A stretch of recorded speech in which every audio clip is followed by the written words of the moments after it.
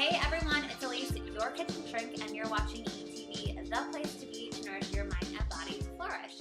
And we've got a very special episode today. We've got Rebecca Oshiro. She's a dear friend and colleague of mine, and I call her the vitamin D queen. So, literally, she devotes herself to vitamin D in her life, and she's done lots of experiments. But for real, she is very, the one thing that she researches and she writes about and blogs about for the Vitamin D Council, and she really has a ton of knowledge on vitamin D. So I'm so excited because vitamin D is such a huge, thing. We always hear about it, and so I wanna talk about it a little bit with you. Oh, Elise, thank you for that ringing endorsement. Very kind of you. Yeah, so let's just dive right in. I mean, let's talk about some of the functions of vitamin D. Like, what does vitamin D actually do for us, and why do we need it? Okay. So vitamin D is unique because it's not something where the primary source is the food that we're ingesting. Mm-hmm. For most of us, the most appreciable source of vitamin D that we have is through sun exposure. So it's something outside of us, right? Okay. Mm-hmm. And so we are actually making it ourselves in our skin when we go out in the sun, and then the body activates it into a hormonal form. And it is this hormone that then tells the genetic code to upregulate genes that help us absorb calcium. So this has been the classical view. If you ask a lot of people, like, oh, what does vitamin D do? Oh, it prevents rickets, because we think of it in terms of its relationship to calcium. And so while that's still very true, the new and very exciting idea we have of vitamin D is it's not just relating to these genes that deal with calcium absorption. It's literally interacting with thousands of genes. And some people say 10% of the genetic code.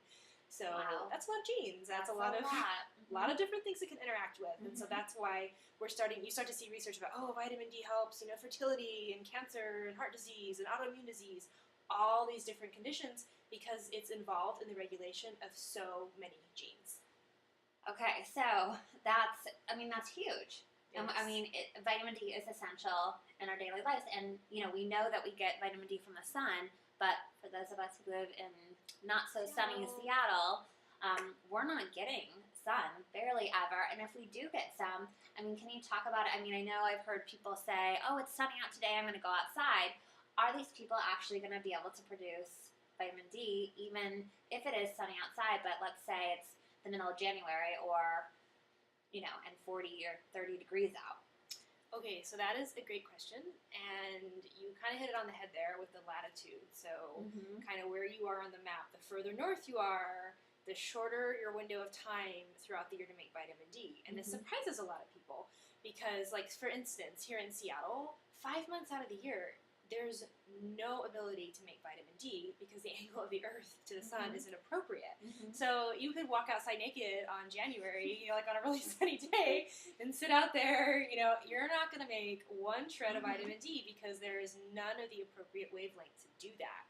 So first and most importantly, when you're thinking about going out in the sun to make vitamin D, the most important thing is the latitude that you're at. Okay. So if you're pretty much like north of San Francisco, you're not going to make vitamin D about 5 months out of the year. So you need to be at a lower latitude.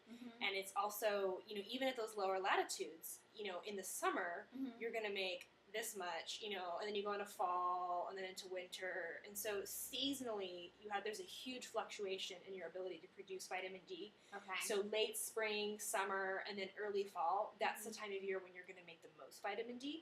So latitude is key. Okay. After that, it's going to be time of day. Now, most of us have been, scared kind of out of the sun, and if we go out, we, slather ourselves in sunscreen and are told to avoid the peak time of day, but between 11 and 1 is when the largest source of UVB radiation is emitting from the sun. Or not source, I'm sorry, the largest concentration. Okay. So you want to be at a lower latitude, midday, and then, last but not least, your skin pigmentation. So someone who's really light is going to make vitamin D. They can max out in 15 minutes and make all the vitamin D they need. Someone who has very heavily pigmented skin, they're going to need to be outside upwards of an hour to make the same amount that lighter skinned individual does. Okay. So yeah, so just to recap, latitude, time of day, and then your skin type or pigmentation. Okay, and that brings me to another good question is, And when we were laying out this summer, and I was watching her do this experiment on herself. I realized, or I noticed you getting out of the sun, or if you didn't have a timer, you could tell just by the way that your body reacted when you were done or when you had to get out of the sun. And so can you speak a little bit more about that? Okay, so as far as sun exposure goes, moderate sun exposure is really what I want to stress. It's all about the moderation and never overexposure, never burning. You never want to be out there. I'm not giving you a license to sun worship. This is like small increments of judiciously planned sun exposure. And so for most people, a lot of they understand when I say there's an uh-oh moment. I kind of call it that, the uh-oh moment. And so, when you're out in the sun and you've been there for a while and you get kind of warm, maybe a little like tingly, prickly, and you think like, oh wow, if I'm out here too much longer, I'm gonna burn. That's the uh-oh moment. That's the moment when you go inside. I put need your sunscreen on, right? Yes, and so sunscreen, which I'm glad you just said that, will block 95% of your ability to make vitamin D in your skin. Okay. So pretty much, if you have an SPF 8 or higher, you've pretty much killed your ability to make vitamin D.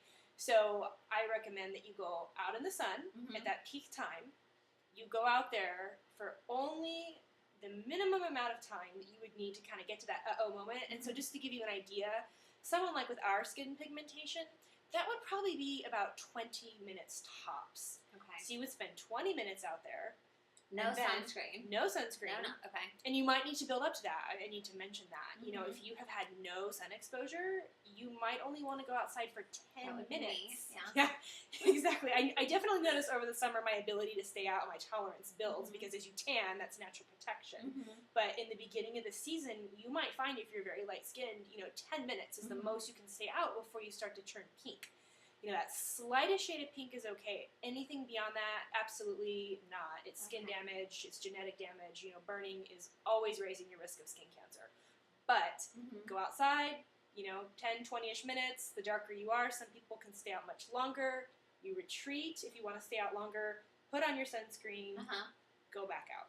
So this is it's an interesting point that you bring up because on one hand, I'm hearing you say, okay, go out in the sun without sunscreen on, but on the other hand,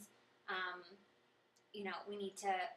There can be a point where there's damage, and so, and we know that going out in the sun and creating this vitamin D helps us with so many things. It elevates our mood.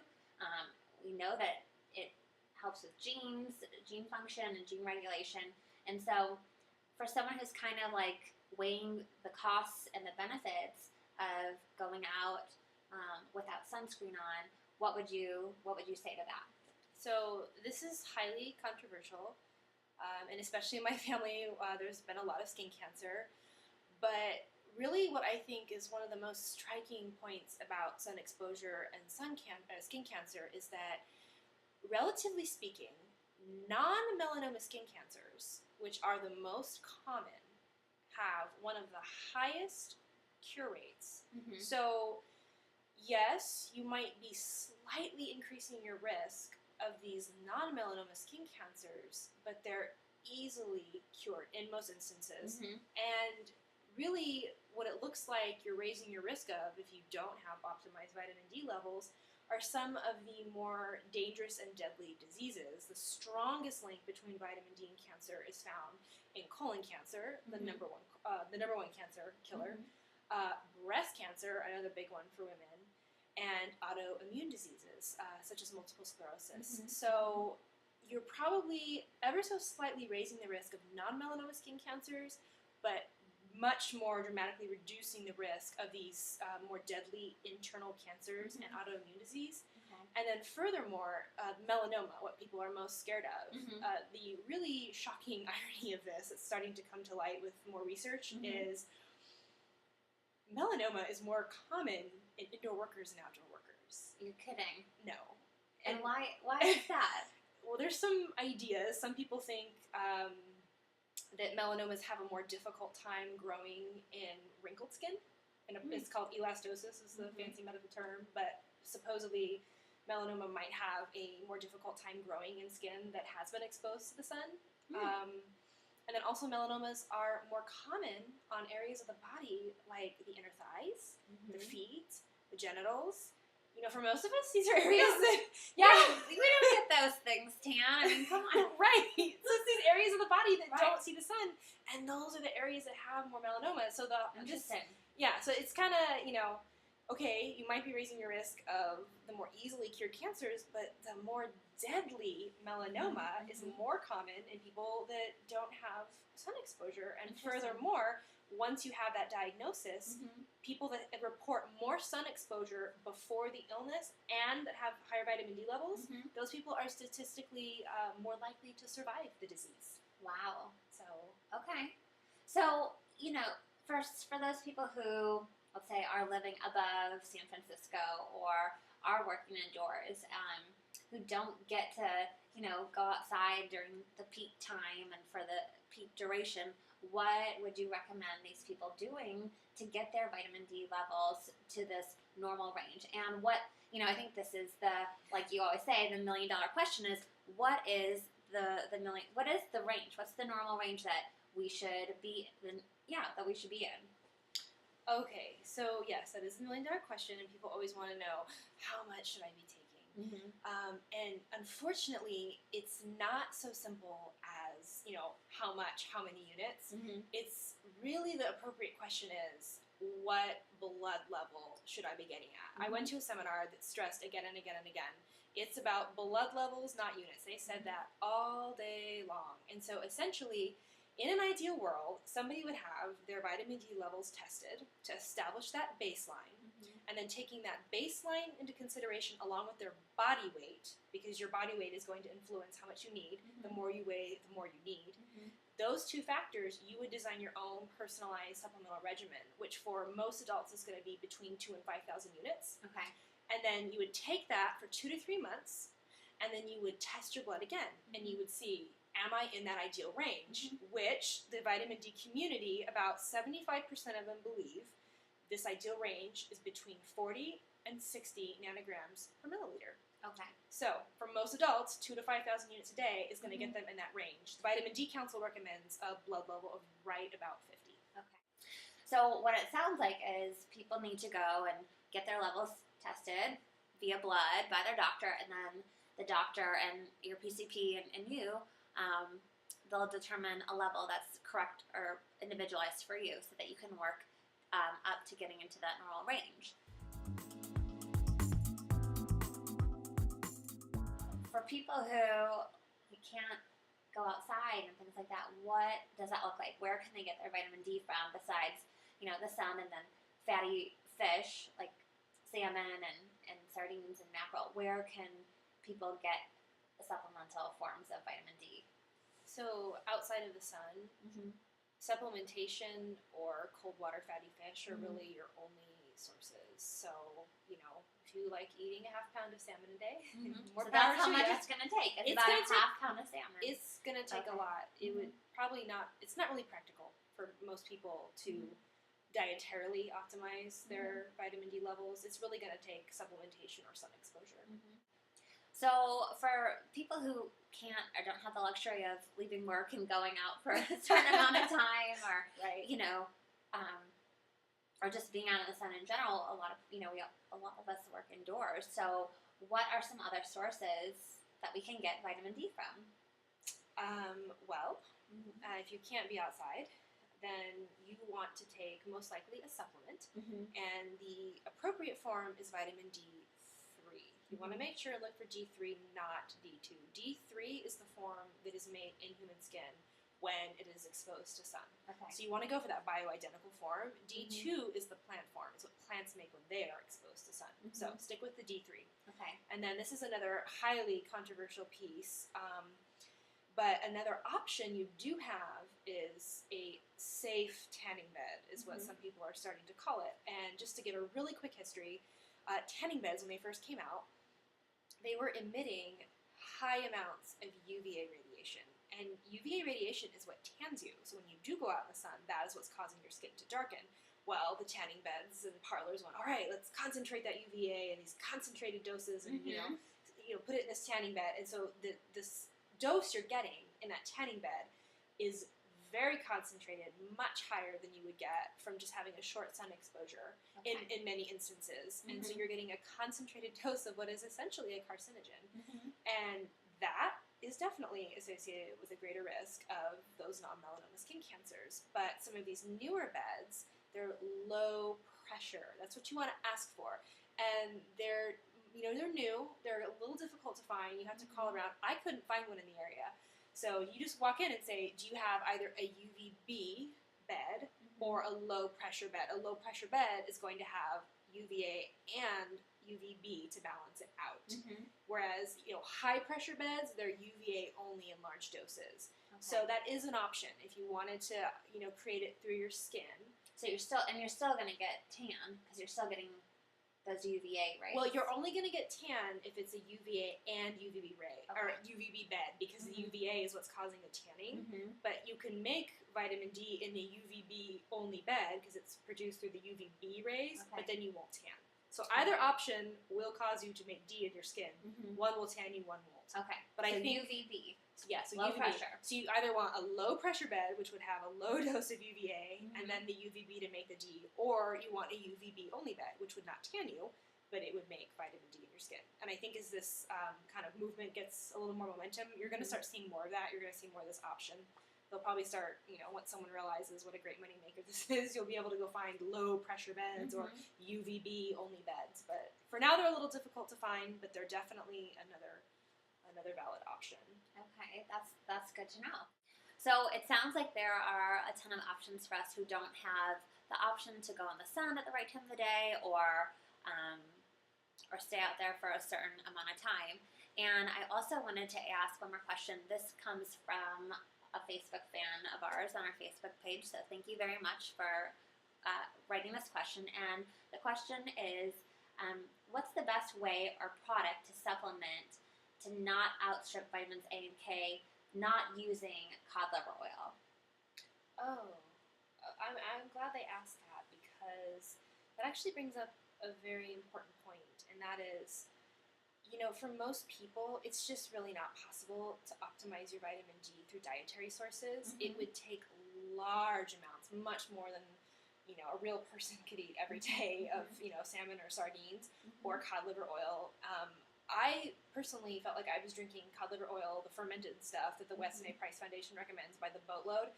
And when I had my vitamin D levels drawn, I was 2 points away from what a physician would recognize as vitamin D deficiency.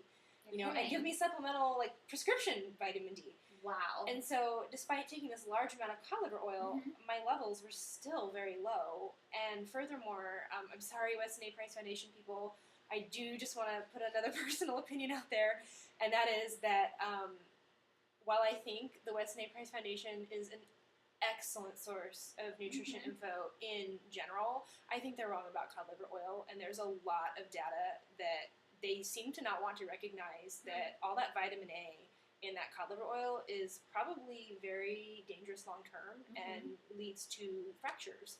And because vitamin A is a fat soluble vitamin, it stays in our system. It stays in our system. We have no way to excrete it. And the newer idea is that vitamin A at a low amount, it's serving as a cofactor that helps to boost the vitamin D production. But at larger amounts, like you would find in supplements, including cod liver oil, it's actually an antagonist. And it's going to antagonize that vitamin D formation. So I would steer away from cod liver oil. I wouldn't recommend that. I don't think that's a good form of vitamin D or a good source at all.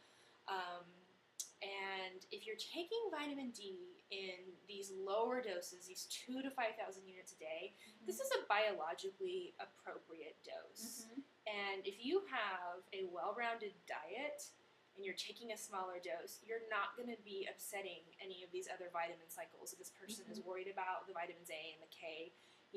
It's only when you start supplementing at these mega doses that something like that is going to be an issue. So. And really quick, speak to what is a mega dose, because it's going to depend on, again, that individual person, any type of disease or disorder that they are, issues that they have or that they're battling with. there's going to be different types of doses. So what is Right. considered a mega dose? I don't even really know. I would personally consider that, maybe like 10,000 plus units a day. At that level, you are maybe going to encounter some other interactions, but this is seen with any other vitamin that's taken in a large amount. You'll start to upset ratios and, other vitamins it is interacting with. So make sure you're taking an appropriate dose for you that you and your doctor have decided upon. Right. Okay. Yes. Awesome. Well, that is it for today. Thank you so much for answering these questions and sharing your wealth of knowledge. I really appreciate it. And thank you so much for tuning in to this very special episode of My Kitchen Shrink. And make sure to come on over to mykitchenshrink.com after the episode, because that's where the real dish is going to happen. And we'll be having a conversation. Feel free to leave questions or comments. And Rebecca and I will be facilitating a conversation on there as well. So we'll see you next time on ETV.